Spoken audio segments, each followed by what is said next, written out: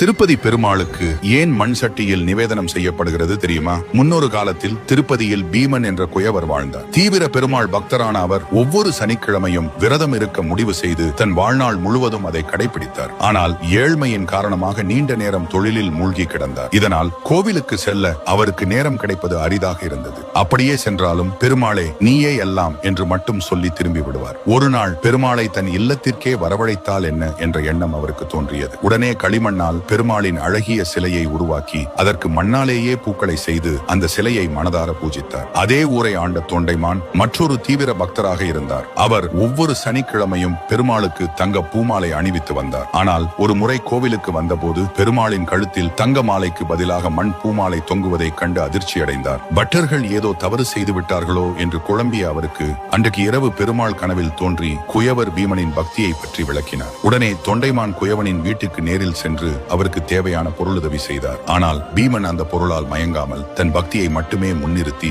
பெருமாளுக்கு தொடர்ந்து மண் பூமாலைகளை அணிவித்து வந்தார். இறுதியில் அவரது அசைக்க முடியாத பக்திக்கு பலனாக வைகுண்டத்தை அடைந்தார். இந்த பக்தரின் பெருமையை நினைவு கூறும் வகையில் இன்றும் திருப்பதி ஏழுமலையானுக்கு மண் சட்டியில் நிவேதனம் செய்யப்படுகிறது. இந்த கதை உண்மையான பக்தி எவ்வளவு சக்தி வாய்ந்தது என்பதை நமக்கு உணர்த்துகிறது. இப்படிப்பட்ட ஆன்மீக